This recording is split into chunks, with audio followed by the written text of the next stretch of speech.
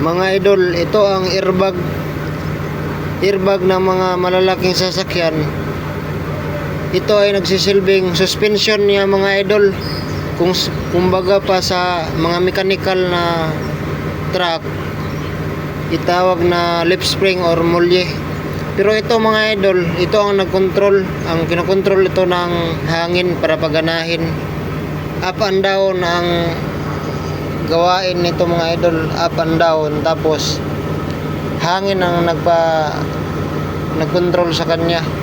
Kaya tingnan natin mga idol paano siya gumana. Up!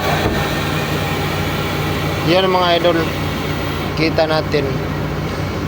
Sige, up! Kita natin na up down lang ang kanyang function. Nagsisilbi siya ang suspension ng malalaking sasakyan. O yan mga idol, i-up down natin ngayon, bababa naman. Ganyan ang function ng airbag, operated by air.